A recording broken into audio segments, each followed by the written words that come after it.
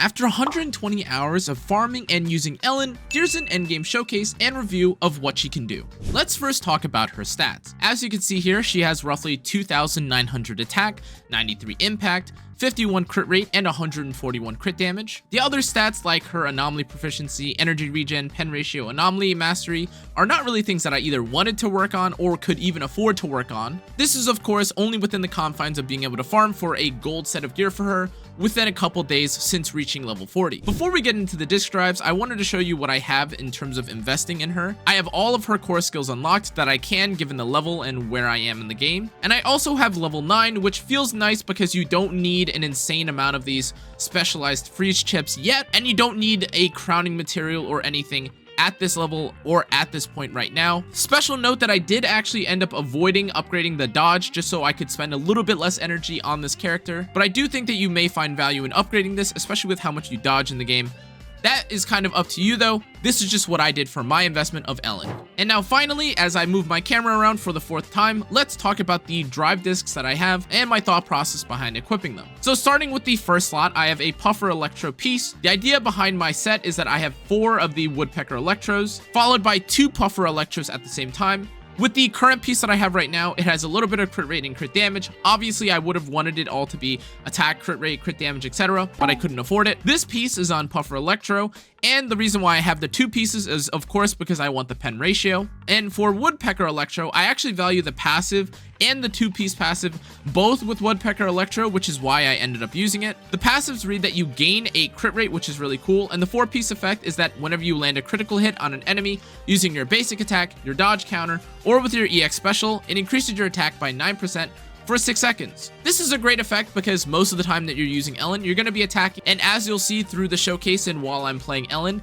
there are plenty of moments where I do end up just attacking, using my ultimate, using my skills, whatever, and I always have the ability to keep up this attack increase. Now, similarly to the first piece, I wanted the crit damage, I wanted to attack, wasn't able to get it, got a bunch of flat defense and defense instead, but that's just the norm for gacha games at this point. The third piece I have is also Woodpecker Electro, and interesting to note that, like the other pieces before it, there aren't really that many differentiating stats that you can get. You pretty much are always going to get attack, crit rate, crit damage, attack, whatever it is, and that's going to be your focus. But once we move along to the 4th slot, that's where things start to get a little tricky. Now, as you can see by my base stat, I wanted crit damage or crit rate, whichever I could afford, and the only reason I was even able to get the crit damage Puffer Electro piece I have here is because I guaranteed it with the tuner that they gave us, and as you can see, the piece doesn't even look that good. I have anomaly proficiency and I guess 2 rolls of attack, but I also have flat HP and defense percent. Now, I do want to emphasize that farming out your 4th, 5th, and 6th pieces when it comes to your disc drives is definitely going to be way harder and is basically the equivalent to the goblet,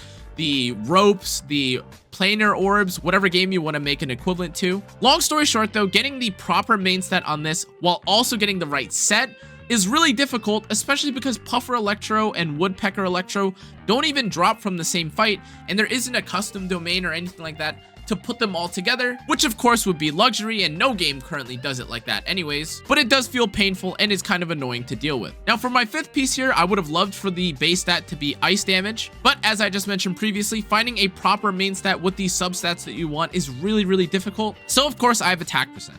Ellen does okay, especially with attack percent, so I'm not going too far off the deep end. It's not like I'm running HP. And finally, my 6th piece, which is probably the best looking piece that I have, is an attack percent that has crit damage, crit rate, and flat attack. The final piece of the puzzle here is my weapon, or my W engine, and this is Ellen's signature, Deep Sea Visitor. Having such high base attack compared to a 4-star, while also having crit rate built into the advanced stat, and having the ice damage increase alongside the crit rate, makes this a super cracked W engine, but all of this contributes to what you see right here for the stats for my Ellen. Now let's talk about strengths and weaknesses specifically for Ellen, but something that I do think that Ellen is able to deal with better than anyone else in the game right now is the fact that AoE is kind of annoying, and grouping or clumping together enemies as just the main DPS is kind of annoying. Whatever DPS you choose to pick in this game, definitely don't feel that great when you have to kind of corral the enemies around, as you're seeing on screen right now. But Ellen does actually want to do a lot of her dash attack, the specific snip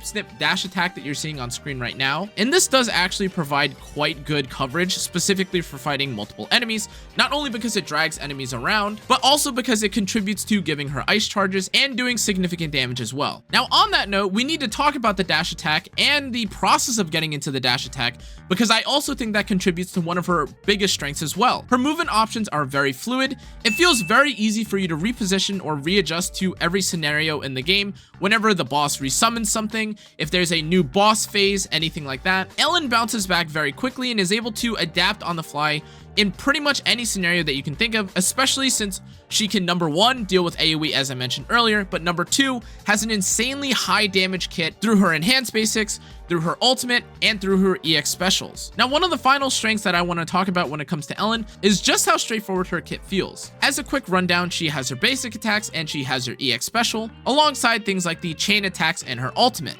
Now, as you may also be aware, when Ellen isn't doing her ice-infused basic attacks, they don't perform that well, and no matter what you're doing, at the very minimum, you'd like your basic attacks to at least be using some of your ice charges so that your damage isn't completely wasted. That being said though, with all the combos that are available when it comes to Ellen, one thing remains true, and that's the fact that her EX special, her ultimate, and her basic 3 do an insane amount of damage when they're infused with ice. With that in mind, I know I just described a couple combos, and they may seem like a little bit unintuitive or it may seem a bit complicated, but once you play the character, it pretty much just flows immediately how you think. Press E, then E again, and then begin left clicking to immediately get into your basic 3. I promise you the amount of damage that you get out for how little you have to actually learn about this character is absolutely insane. She's a very easy character to play. And even if you weren't to do any of the complicated combos that I'm talking about, if you just decide to use your special while also using your basic attacks, that would still give you the incredibly high damage basic attacks that contribute to a large share of her damage. Now, you may be wondering at this point, well, what's the biggest strength when it comes to Ellen then?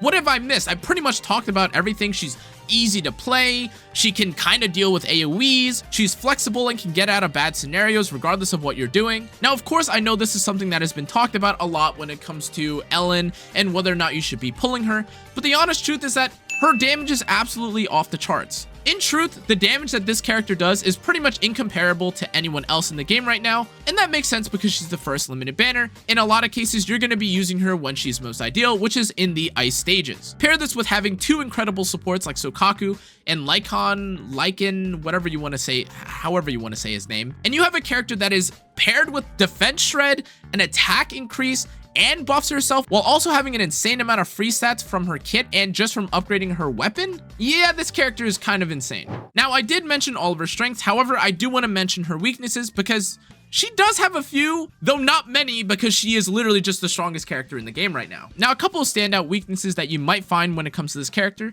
is that number one, she's melee. Normally, this is good because you want to get your parries or your perfect assists off, but in terms of actually being able to do her basic attacks by themselves, you are pretty much locked into doing your charge attack since you do kind of have an iframe or you do have some crowd control resistance so you don't get knocked back as you're doing your hit. However, for the most part, and especially once the enemies start hitting harder, which they do, by the way, later on, especially once you hit floor 6 or 7 of the weekly repeatable abyss, she does feel like a character that is a bit more fragile, and it definitely feels like she can get shattered easily, if you know what I mean. Jokes aside though, I do think that her damage usually allows her to blaze through any combat anyways, so you're not in combat for that long, which does actually contribute to her not having to be as hard to play. But we also have to talk about the elephant in the room, which is that despite her being super strong right now, she's a 1.0 DPS. Who's to say that she doesn't get power crept in the future? And who's to say that there isn't another ice DPS that comes out that does her job but better? Lots of questions like these are going to be thrown around when you're looking at a character like Ellen,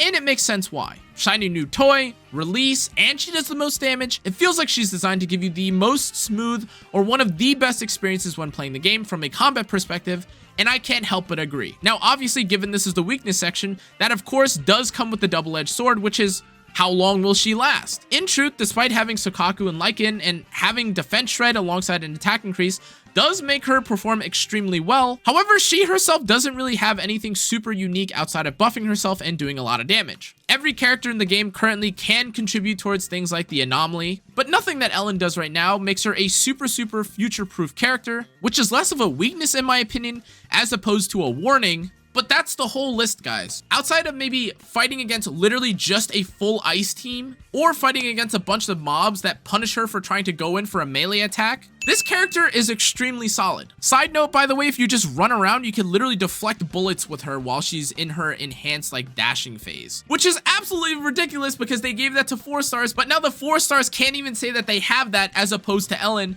who just has that too. But now you've seen a little bit of her gameplay, her strengths and weaknesses. When are you actually supposed to use her though? Well, the answer is anywhere. To be completely honest with you, any fight that you see here that doesn't include a resistance specifically against ice is pretty much a decent time to pick Ellen. Her damage with her high base attack alongside all the free stat that you get from her makes her do pretty comparable damage to any character in the game. Now, something that you also may want to consider when using Ellen is that when you are using her, you might think to yourself, oh, just use her whenever it says recommended attribute ice, right? However, depending on what team that you're using, for me specifically, I end up using Grace and Coleta. I wasn't able to use this against the Ruthless Fiend team right here. So then instead, I ended up having to use Ellen on the left side and Grace on the right side. Otherwise, I would have done no damage with my Grace. Now, to be clear with this as well, you are likely going to end up needing a DPS for every single element. So this won't be a problem later. And again, is not so much a weakness of Ellen, but I did want to mention it because it's definitely happening a lot as I'm developing and building my characters right now. Now, another pretty optimal time, in my opinion, to use Ellen is specifically when you're also fighting the harder or more difficult stages that you're encountering. Sometimes the bosses just need to die faster, and sometimes the mechanics of the boss are really frustrating and you're getting shot from all locations. So having a character like Ellen, who does way more damage in most cases, allows you to often just clean up a fight really quickly and then move on to the next stage. Those are the only times that you'd really consider moving Ellen around outside of just using her against ice weak teams. But keep in mind that even against certain characters like Thanatos, fighting with your strongest character in Ellen may also be very helpful just because he dashes around a lot and you want to kill a lot of the mobs quickly, and some of the other DPS may not be able to do that. So specifically when you find the enemy to be moving around a lot or you need to gather them up more quickly, I do think that Ellen excels in those situations as well. And now our second to last section regarding the Ellen showcase is going to be about when to not use her. Similar to her weakness section, it's pretty much only when you fight against ice. After testing Ellen in pretty much every single piece of content that she can be used in, she doesn't feel bad against any enemy. Whether it's AoE, whether it's big, whether it's the butcher, whether they shoot a laser beam at you, whether it's the machines, pretty much any boss that you can think of, any encounter, it doesn't matter if there's 2 wolves, 3 wolves, if there's multiple enemies, if there's 2 robots, pretty much every scenario she has a way to clump them together, or she has a way to beat up or kill one enemy and then move on to the next. I don't want to spend the entire video praising her because again, I get it, she's supposed to be the strongest character of 1.0, and to be completely honest, it just feels like she was the only character with a fully fleshed out kit and a fully fleshed out composition that works well with her. But that really is the honest, truthful showcase of Ellen. She's absolutely strong and she makes 1.0 a complete breeze. So now with her strengths and weaknesses, her gameplay, her build, when to use her, when not to use her, all out of the way, this comes to our final question. Is she worth it? And let me stop you right there because honestly, asking for financial advice on whether or not you should pull for a character is really tough. Primarily because I'm not the one that knows everything about your finances. I don't know what teams you have. But here's what I would break it down to. If you want to have a seamless or more blow up everything kind of experience in 1.0, go ahead and pull for Ellen. Even if you don't end up getting someone like Lycon, whatever his name is, she'll definitely perform especially well, even if you just have someone like Sukaku. So that shouldn't deter you from playing her if you want to have a very strong main DPS. As I mentioned earlier, keep in mind that Zhu Yuan is also on the horizon. A bunch of characters may also come out in the future that can probably power creep her since she's just a 1.0 DPS. But I'll say the same about Ellen that I've said about Jian from Wuthering Waves, which is that they make the game so much more enjoyable and so much easier. And if you have any preference towards having a seamless or more enjoyable 1.0 experience, and you aren't just trying to play the meta, then you might as well at least try her in the trial or look up more videos about her gameplay and read up on her kit. Long story short, I pulled for her I've been having a great time when it comes to combat in 1.0. I've been able to get through a lot of the Shiyu defense because of her, but of course, I've been refreshing a little bit, and I also suck at the game, so I don't know, my performance may not be a good indicator for exactly how well you perform, but just based on her kit and from playing her, even a brain dead idiot that doesn't know how to parry every single hit can pretty much clear most of the content if you put your head to it. If she's your waifu, she's your lifu, go ahead and take it. Anyways, guys, that's going to be it for this video. Thank you again for watching. If you enjoyed, make sure to like, comment, turn on the notification bell, and subscribe. Thanks again for supporting all the ZenlessZoneZero content, guys. I really appreciate it.